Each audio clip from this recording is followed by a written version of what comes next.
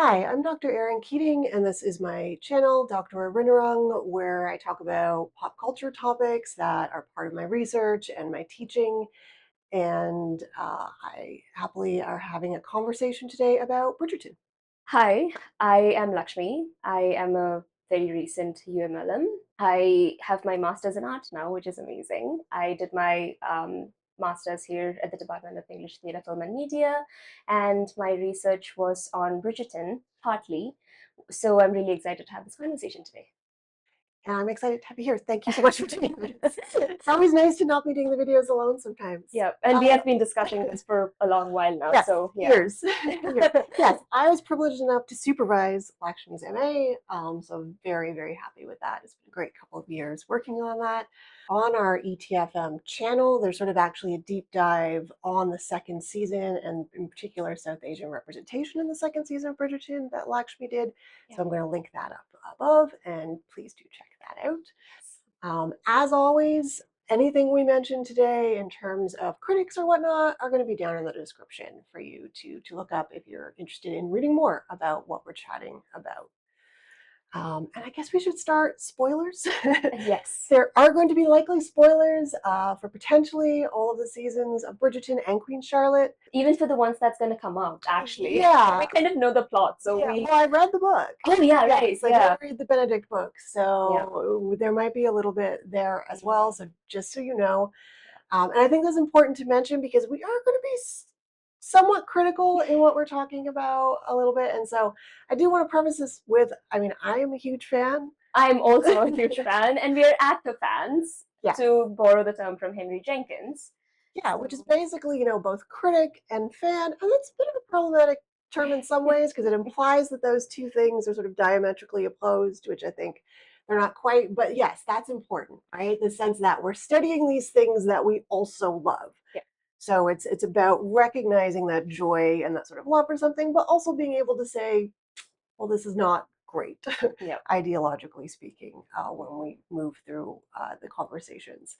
So let's actually do that and move to Yes. what we're going to be talking about, which is happiness. Mhm. And in particular, right, that happily ever after Yeah. ending that is essential Mhm. for romance. So to set up our discussion, I want to start with a quote from the Routledge Guide to Romance. In the 21st century, romance also acts as a forum for authors from very diverse backgrounds to explore and express ideas about their intersectional experience of sexual, gender, racial, ethnic, and cultural identities, and to do so in a narrative that does not give way to despair, but to a utopian hope that a happily ever after ending is possible for everyone. And the editors of that collection, Kamblé, Selinger, and Teo, are brought together a really interesting collection that's thinking about very contemporary romance right now and what it's doing. And so that's a perfect way to think about how we're going to talk about Bridgerton in the sense of this utopian hope of happiness. Yeah. And I think that quote specifically is really formative of our understanding of that show itself because of the fact that we were presented in season one this black joy. And this is something that the makers of the show and the actors have upheld. It's this notion that black people are allowed to be happy. And for that, they did remove slavery. And multiple other things that sort of comes with British imperialism. That would rain on that Yep. parade in terms of romance, happiness, and Yeah. utopia. Yes. Yeah. And then in the second season, it's the omission of colonialism of India that is allowing these people to achieve happiness. And the creators of the show employ multiple methods to achieve this, but they do strive to achieve this. And that's very important to our understanding of Bridgerton in general. Mhm. And that's something like Shonda Rhimes has been doing for a long time, right? In terms of her production company, is always bringing in and reminding us that, specifically, even from the earliest shows like Grey's Anatomy, Mm. that Black people are present in these spaces and are allowed to have joy, as Yeah. well as the trauma that often gets focused on when you're dealing with actual narratives of slavery and whatnot. Not that that's not important, Mm-hmm. but we can't have representation that's all sadness, that's Yeah. all trauma, that's all sort of treating people of color and BIPOC people as always damaged in some way, not deserving of utopia and happiness and Yeah. just the joy that so often white audiences just see reflected in terms of themselves all the time, right?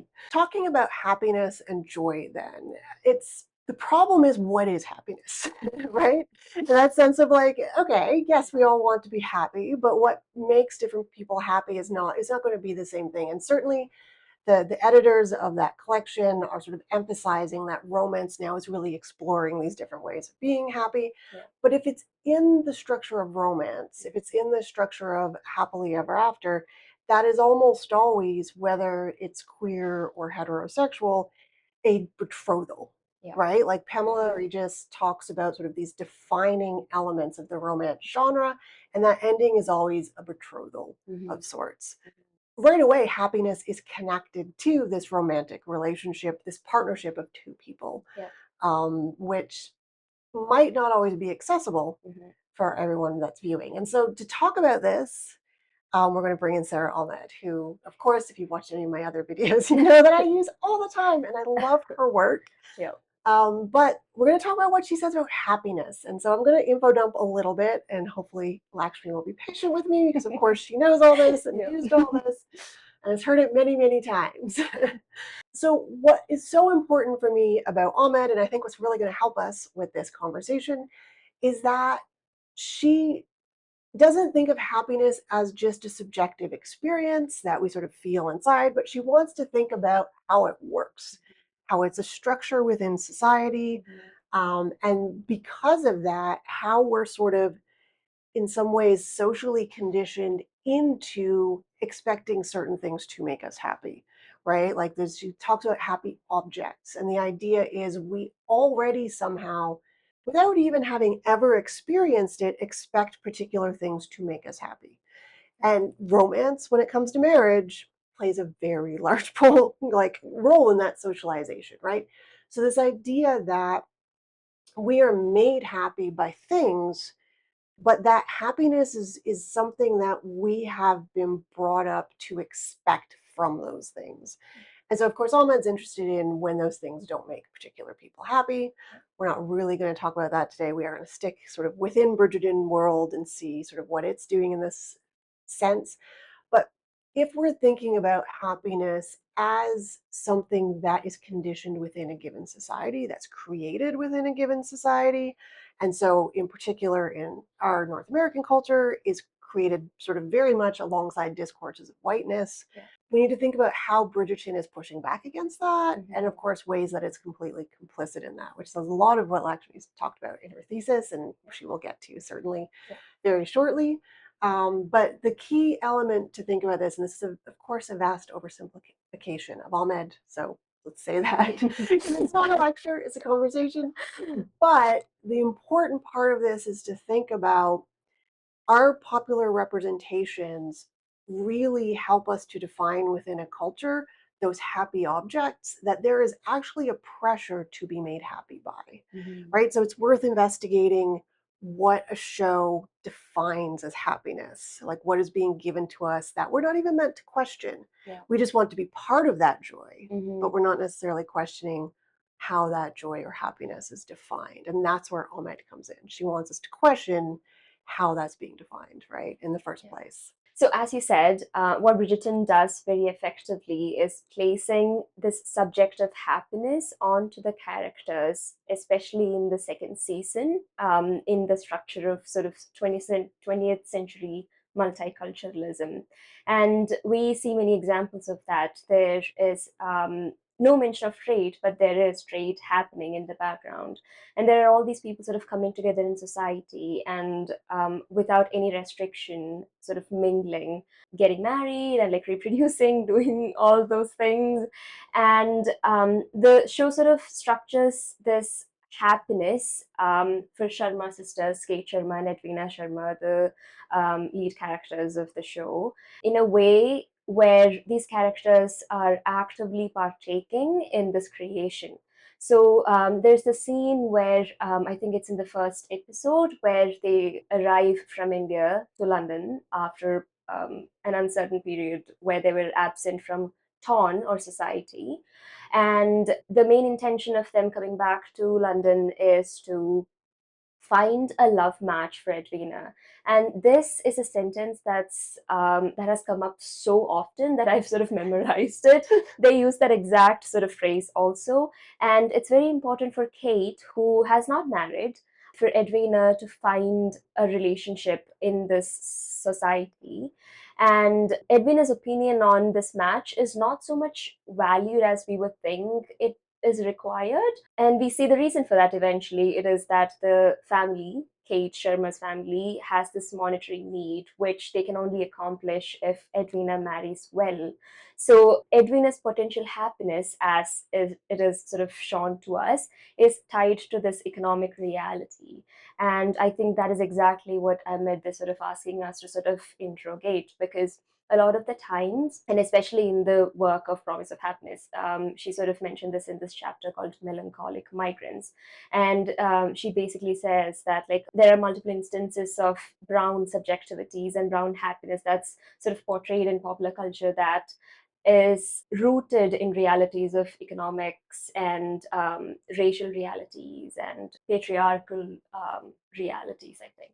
Yeah, and I mean, it's so like thinking about what happiness is, money, Yep. right? In terms of Bridgerton, money. Yep. And it's interesting your mention of trade, because yeah, you're absolutely right Yeah. that there's it's in the background. They're It is. consuming commodities. Mhm. They're dressed in these, like, there's a dressmaker, so we get a little bit, of Yeah. course, but she's a very genteel tradesperson. And there's that zebra, like the one that we talked about. There's Yeah. this episode, sorry, there's this scene where Queen Charlotte sort of mentions, oh, we have got this new exotic variety of animal, it's called a zebra. And she sort of goes on about that. So there is trade that's like Yeah. very much in the background. Yeah, but that's the thing, it has to be kept in the background for happiness, right? Because, like, I am terrible with names, this is going to be bad, but our boxer who turns into a Yes. uh, Will something, Will, I yes, think. thank you, Yeah. Mondale. I It think might be so. Mondale. Yeah. But yeah, so Will, like, remember in the most recent season, Yep. right, when his son gets ennobled and Mhm. inherits a title, he is not allowed to run a club anymore. Like, it doesn't matter that he enjoys it, that he Yeah. wants to feel useful, that, like, this is something that he's building that is his, Mhm. and not his son's, and not, the Duke's his friends. It's his. But no, that's not allowed, Yep. right? Like, in order to have sort of this happiness, that clear connection to money has to be hidden or disavowed Yeah. in And it's some all, way. oh, sorry, I No, didn't mean to no, cut you off. go for it. And yeah, it's very interesting that you mentioned that, because all the people who are actually resisting Will running this establishment are also patrons of this establishment. They have no problem in partaking this structure, but they have a problem when a person of color who is actually accomplishing things that he thought he would never do is sort of, flourishing. And like, they're like, oh, wait, you were supposed to be confined to the societal restrictions. Why are you doing this? That sort of thing. And now and I know you will likely be talking a bit about this later in terms of the Shermer sisters, but it's also, now you're quote unquote one of us. Yep. You Mhm. have to conform Yep. to how we behave, Mhm. right? Like, there's no room Yes. for any sort of, like, individual desires or whatnot in the tone, Yeah. right? You Yeah. have, it is, and so that's sort of the danger of happiness, right? It's this dream that's being promoted that is very, very homogenizing. Yes. And it is particularly so in Bridgerton, which Mhm. is not to say that's not accurate in terms of the upper classes of the time. I'm sure there was a lot of pressure to conform, Yeah. but this is, of course, again, a utopia. It is. So I would have liked them to be a little less rigid when it came to that sort of economic pressure in terms of what they represent and in terms of what they allow. Yeah. And okay, some other things that it is. Marriage. Oh yes, marriage. And I think I talked about this in the other video too, so I don't want to repeat that. But we don't see Kate getting married. We don't see Edwina getting married. We do not see the lead characters of the season do anything that's considered important in Regency romance. But we follow through. We are supposed to be okay with happiness taking place in the background. I mean, another way that the show and the books, because this is both show and books that do this, really define happiness is marriage, certainly. I mean, we expect that from a romance, so it is what it is. But Specifically, it is heteronormative happiness. I'm going to talk a little bit more about that later, but also children, right? Like this idea that it's not just marriage, but the whole point of happiness is to marry and to procreate and to have a big family like the Bridgertons, right? Who are set up as our perfect family, like with like 8 children or something, right? So this idea, and then the entire first season sort of comes around this, right? In the sense that the Duke, who doesn't want children for what I think are actually very good reasons, Very valid. yeah, very valid, is like treated as if he's damaged in some way, as if he's traumatized, as if there's something inherently wrong with him, and he actually has to be straightened out by the white woman, Yeah. right? By the white woman's desire and her sort of, frankly, at one point, her sexual assault of him, which I know people have talked about this and argued about this, but she absolutely assaults him and is not treated that way in either the book or the show. She's sort of very much shown as somehow justified because he's damaged that he doesn't want children, right? And then at the end of the season, he's so happy to have a child, right? Yeah. And so this idea, this very, very clear, it's the crux of the whole season that they're to be truly happy, you don't just have to have children, you have to want children, right? And that I think is wildly problematic. Yeah. And all of the books really lean into that. Yep. And this is true for the second season also, because when Kate Sharma is introduced, she is introduced as this independent woman who can do, her family finance. She can get her sister married off. She is like very capable of doing things. But what follows is this sort of taming of the shrew that we have to endure to see some good bits. And that is in and of itself is problematic. And we see in season 3 that the culmination of this taming happens when she is also intending to have children with the Viscount. But very interestingly, as it is true for her entire character arc, she is removed from the foreground, and she is supposed to be having kids in India, this faraway magical land. That is also interesting. That is really interesting how the creators of the show treat that kind of happiness. It's treated one way when a Black man is supposed to have that happiness, and it's really stark when it's compared to this brown woman trying to achieve similar things, despite the difference in gender.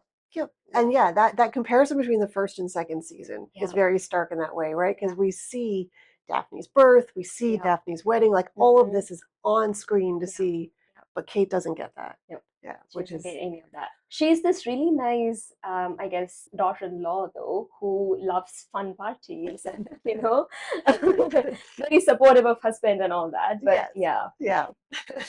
In a weird way, it feels like almost happiness baiting, right, for audiences of color, right? In the sense, because you get it, but you don't get it as explicitly, as presently, as fully as the white characters get it, right? In the way it's represented, like particularly, of course, the daughters that we know and have know over multiple seasons, right? Like Penelope in the third season, like there is a lot about her sexual awakening and her desire and this we've known about that crush since the first season, so a lot of time is spent on that development in a way that you don't see any of the other characters really getting.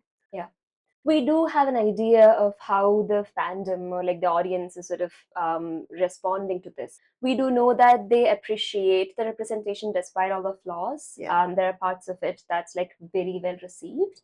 But when we interrogate the portrayal through this feminist queer lens that Ahmed is providing us, we see a lot of things that needs to be sort of discussed. Yeah. I mean, that sort of leads us to the second idea of like, okay, so like what is happiness? It's marriage, it's having money. It's very much performing a white upper classness, right? In the sense it's removed from labor. It's frivolous. I hadn't even thought of that. Oh my God, yes. I wish I had written that in my thesis, honestly. Well, that's for the article. Yes. Yeah. So that's an important sort of definition, right? That those who are enjoying the show and this, like, yes, you can just enjoy it and love it without sort of taking on board all of those things. But it's also easy because of the way popular representation works, the way popular culture works, that we have sort of our guard down usually when we're watching it because we're Yes. watching it for fun, we're watching it because we love it. And so it is very easy to take on those definitions of happiness sort of very unconsciously, right? In terms of thinking about what we want in life and what we want in the world. This what leads us to the second part of who is it for, Yes. right? In the sense of who gets to be happy, who actually has access, right, to this. Even if we're going to critique the model of happiness, it's still clear that that is what a lot of people in our society want, right? And that's fine. I'm not in any way saying that you shouldn't want that. My only issue, right, is it being said that everybody should want that. And that's sort of Ahmed's issue too in talking about that. She's very interested in the people who fall outside of that picture and how society treats them. But so thinking through who it's for and what those people have to do to gain access to, I think that happiness is, I think, where we're going to go next. Yeah. That very much leads us in, so we know what happiness is, at least how the show's defining it, and which leads us into sort of who is it for and who it's designed around, right? Like who has it been designed for? Because certainly, as we'll see, that doesn't restrict entirely who can have access to it, but it does put like certain restrictions on it that can be asking people to conform to things that we shouldn't be asking them to conform to, basically, right? Yeah, so part of that is how Edwina and Kate are accessing this happiness, and Edwina especially has to go through a lot of hurdles to actually perform that. And we see multiple instances of that, like where she is taught to play piano, or she is taught to perform certain things that's accepted in the nobility in order to be able to access marriage and wealth and progeny and all those things. Yeah. Despite the fact that she performs all these things, she is still sort of short of achieving those ideas of happiness because Because sorry. Anthony doesn't love her. Yeah. Yes. Right? Which is like, it all comes down to love. It In does. really problematic ways sometimes in this show, right? Yeah. Like it's and this, I don't remember if you talked about this, but in terms of like her performance of things, and I think this is important for the acceptance by white society and the white gaze as it's shown in the show, Yeah. because she is not just good at all of these things, she's exceptional. She becomes the diamond. She does. Right, like she becomes the top of her season. Yeah. And so it's this idea of, and I know it's like it's almost a cliche, right? Yeah. But the idea that like an Indian woman or a black woman or a black man, like they, in order to actually just be accepted, they have to be the best Indian woman, the best black woman at performing whatever it is they're being asked to perform, right? And in this case, it is very much, walking correctly, dancing correctly, like all of, and correctly, again, being British upper class rules, right? So that idea of it's designed for upper class white people. And this is very true of liberalism, which I'm sure you're well aware in our many conversations about liberalism, neoliberalism, and Marxism. It is very much, liberalism is based on allowing the exception in a way that keeps everyone else out. Right? And it's also really interesting now that you mentioned that how these two sisters eventually compete with each other to achieve that. It's sort of presented as this, confusion between the two. But what I understand from that sort of writing is that these two are pitted against each other so that at least one of them can achieve it, because they have to strive for it constantly, despite being really good at whatever they're doing. Despite performing whiteness, despite being Indian enough in situations where they need to be. Because that's the other thing that Kate often does. She expresses how much she loves India. That land is part of her identity. It is still that something that she cannot really access. And yeah, it sort of conflates with the needs and wants in the British society. And yeah, we are sort of given this comparison, I guess, between her idea of happiness of going back to home and living there, and this idea of like, basically sabotaging her sister's wedding and accessing this happiness. Yep. So yeah. Well, and oh God, made me think of something. It's like that idea is two things, right? One is there's only room for one of them. Yep. In this society, because of Mm-hmm. course, again, we hear Edwina goes back Yes. and is married, in India, and Yeah. it's so there's only room for one of them Mm-hmm. in the Bridgerton perfect family. Yeah. But also, either we believe that Kate never really was being honest when she said she wanted to be single and wanted to go back or whatnot, or we believe that she was, but she was, then straightened out by the love of a white man. Yeah. Right? In that, so it's like incredibly problematic that it Mm-hmm. is actually the rebellious sister Yeah. who ends up being taken into the Bridgerton family and ends up being the new Viscountess. Yeah. And Right? because she was object of all his desires. Yep. Yeah. Yeah. So And a that's very interesting. physical desire. Yes. Right? Because like it is one of that, so enemies to lovers It sort of really is. tropes. Yeah, it is. But there's a problematic exoticism, and we certainly saw that in the first season too. Yeah. Like I'm not complaining, don't get me wrong, but the amount of times that we saw the Duke without his shirt on, Yeah. right? And so we had the black body being displayed, Yes, like we did. for the desiring gaze, Mhm. and this similar idea, right? That it has to be this. It's not a refined love in the way that sort of maybe Edwina's is shown as. It is this very desirous, thirsty Yeah. sort of love Yeah. that, as you say, sort of exoticizes Kate. Yeah. Right. Yeah, and I guess and Edwina's is like very formulaic in a white society, which is aspired in many ways, and Yeah. that's what Francesca also tries to do, and then we'll see how that sort of pans out. But Yeah. I think that sort of leads us into for whom this happiness is constructed. Yeah. And I talked about a bit of this in the other video and in my thesis, but I still truly believe that there are parts of Kate and Edwina's portrayal that is created for a white society, but there are also elements that is rooted in the understanding of Indianness, a monolithic understanding of Indianness, I must say. Yeah, and I mean, that goes into fans though too, right? In the sense that certainly a lot of this, because it is so insistent that this picture of happiness is coming out of this traditional romance, is coming out of a very white structured upper class sort of society that literally either disavows or conveniently forgets any sort of problems with racism and whatnot, because as we learned in season 1, love can make racism go away,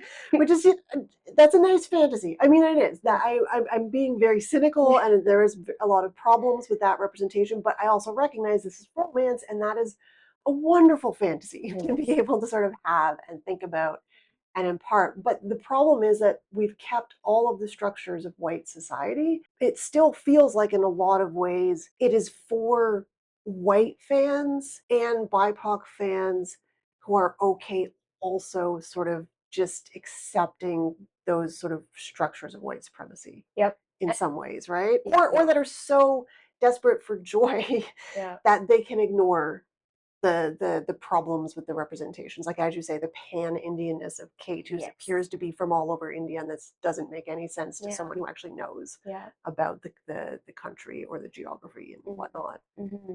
And then this is probably not the right metric, but like 1/3 of this fandom is also comprised of people who are from global south and people who actively interact with similar representations of brownness in North American popular culture. As part of my research, I conducted a lot of study online while I was lurking, and I found out that there are times when you will never know who's posting this, but it sounds like it's being posted by people who are living in the global south.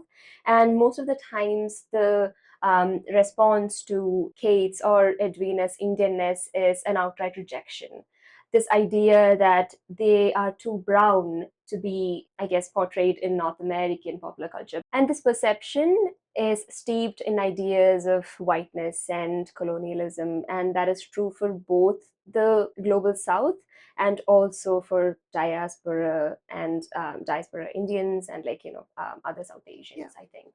And it's a lot of that's also, I think, it was such a moment for me, if I can go back to a moment in our Yes. supervisory time when we were discussing at the very early discussions of talking about this show, and you had mentioned that Simone Ashley, of course, she is like English, Yes. born in England, but this idea that she would not have gotten such a major role in Bollywood, Yeah. right? Because of, and so the completely different lens that again is sort of just emphasizing for a white audience, she is a British Indian woman, Exactly. right? Yeah. But that's just a very monolithic like idea, like Mhm. to speaks to our ignorance and was very much my own ignorance.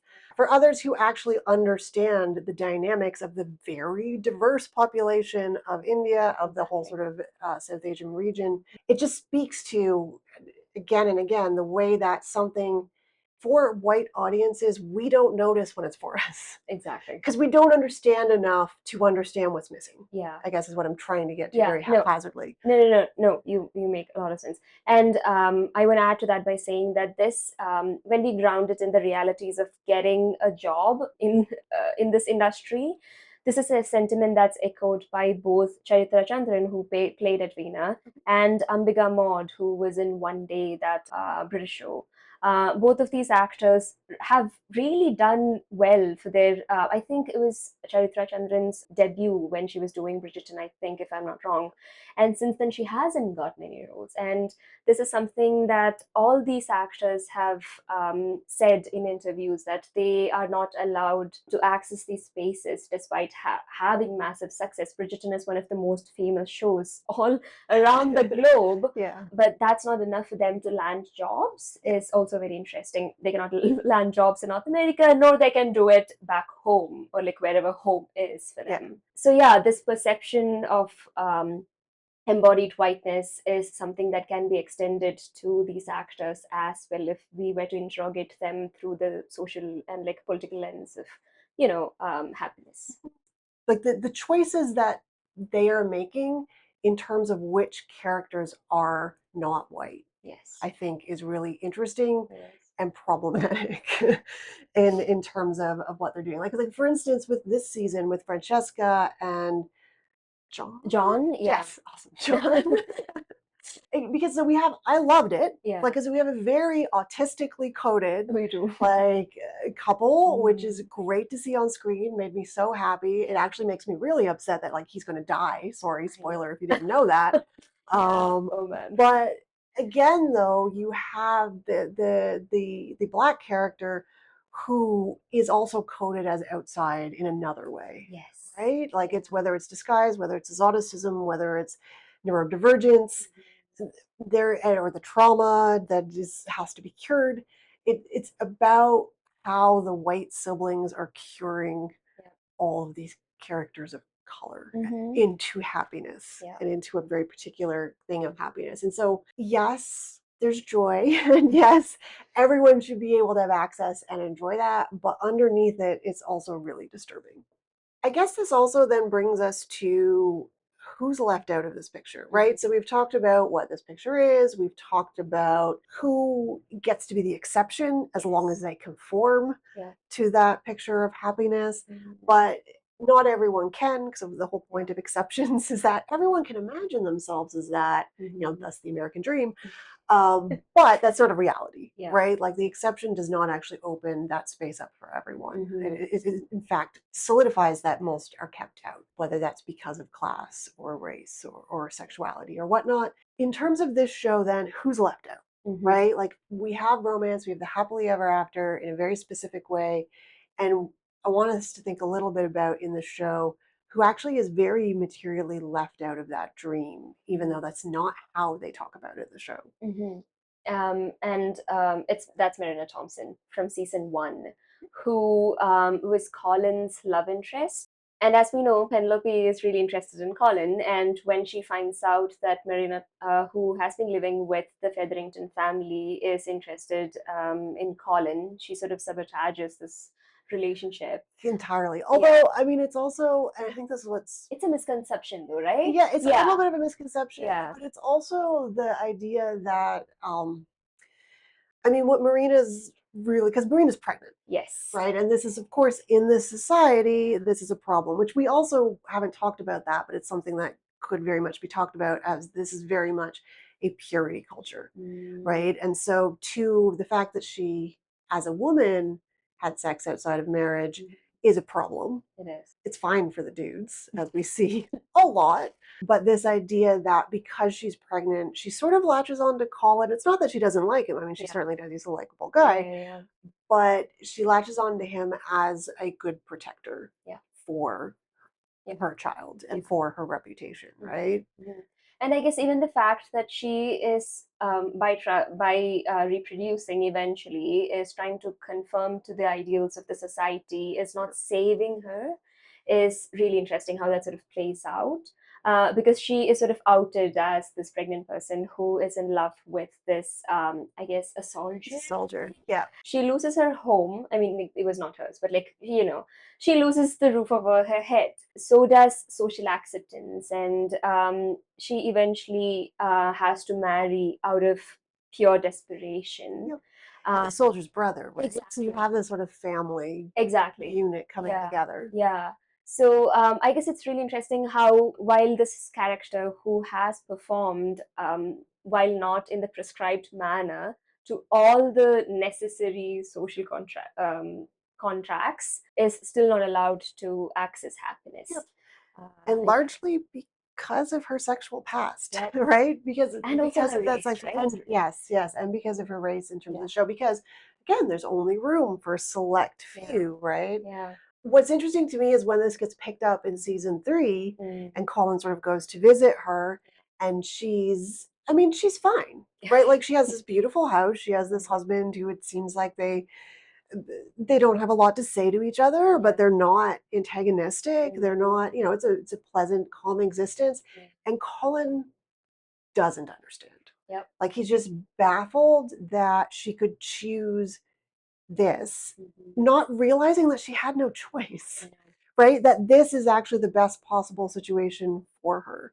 But the way the show treats that is who would want this in its really sort of problematic ways, right? So yeah, this idea that in some way, and Ahmed talks about this in Promise of Happiness, and when she's talking about feminist killjoys and other places, where Colin is so baffled that Marina accepts this and is almost offended by it, right? Like, so this idea that if you don't fit into dominant conceptions of happiness, somehow you're a threat to that society, to the privileging of that happiness. And it's a very weird mechanism that we don't see a lot in the show, but we do see it a little bit with that Marina storyline and with Colin. And this is something that can be extended to Edwina's fate also, as we see when she walks from the altar, realizing that all this while her sister has been in love with the person that she was going to marry. She is livid, as she should be, but she also comes around really quickly, and we see that the show ends in the culmination of, like, this marriage between Kate and Anthony, and Edwina seems to be genuinely happy for them. I think by the end of the show, she is deemed as not a threat, but just to be safe, she is still sort of made to be outside of the equation of these characters. So in season 3, we see that she is just a passive mention, where Queen Charlotte in a conversation just says, "Oh, I've heard that she found a really good match in India."